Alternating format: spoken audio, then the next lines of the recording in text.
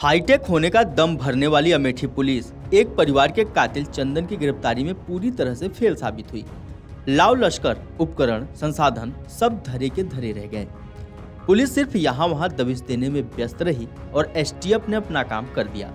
STF द्वारा चंदन की गिरफ्तारी होने के बाद अब पुलिस अपनी पीठ थपथपाती दिख रही है। रायबरेली के रहने वाले शिक्षक सुनील कुमार, उनकी पत्नी पूनम और दो बेटियों की अमेठी के अहोरबा भवानी कस्बे में हत्या की घटना ने लोगों को हिला कर रख दिया। घटना के बाद कई तरह के कयास लगाए जाने लगे कि आखिर पूरे परिवार का सफाया करने वाले कौन और कितने लोग होंगे। कुछ देर बाद पता चला कि शिक्षक की पत्नी ने रायबरेली के ही रहने वाले चंदन के खिलाफ छेड़खानी का केस दर्ज कराया था। इसी को आधार मानकर पुलिस ने कार्रवाई शुरू की। कुछ घंटों बाद ही स्थिति स्पष्ट हो गई कि इस घटना में हत्यारोपी चंदन जरूर रहा होगा। देर रात मृतक शिक्षक के पिता ने चंदन के खिलाफ ही केस दर्ज कर दिया। ऐसी स्थितियां साफ होती गईं और पुलिस ने चंदन की तलाश शुरू की, लेकिन उसकी परछाई तक नहीं पहुंच पाई। सीसीटीवी फुटेज खंगाले गए। पुलिस ने चंदन की तलाश में पूरी ताकत झोंक दी, लेकिन कोई सफलता नहीं मिली। एसटीएफ ने यमुना एक्सप्रेसवे पर जेवर से चंदन को गिरफ्तार कर लिया। पुलिस हाथ मलती रह गई। पुलिस सूत्रों के अनुसार चंदन एक्सरे टेक्नीशियन था। वह अच्छी कमाई भी करता था। करीब 1.5 वर्ष पहले वह पूनम के संपर्क में आया था।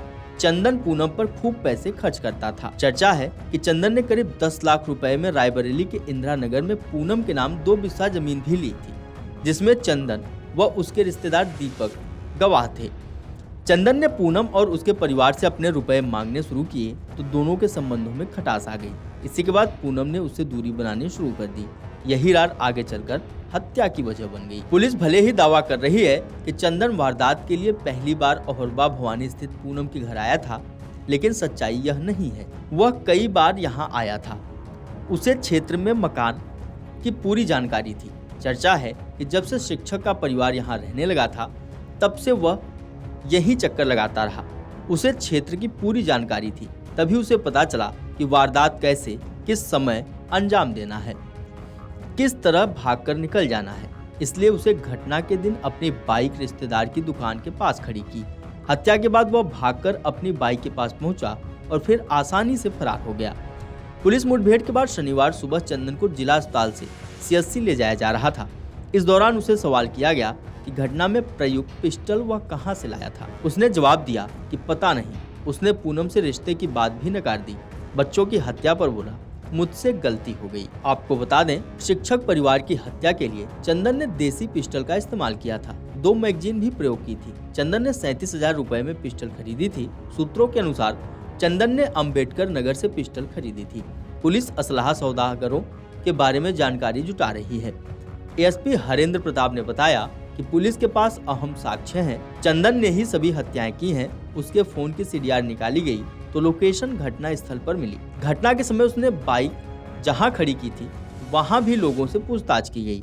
वारदात में जब चंदन का नाम प्रकाश में आया तो पुलिस ने फौरी तौर पर चंदन के परिजनों से संपर्क किया। चंदन के भाई से पूछा तो उसने बताया कि चंदन कहीं गया है। वीडियो डेस्क अमरउजाला.com। अगर आप ये वीडियो YouTube पर देख रहे हैं तो हमारे चैनल को सब्सक्राइब कर बेल आइकन दबाएं और Facebook पर देख रहे हैं तो हमारे पेज को लाइक करें। 8 मिलियन प्लस सब्सक्राइबर, आपके इस भरोसे के लिए बहुत धन्यवाद।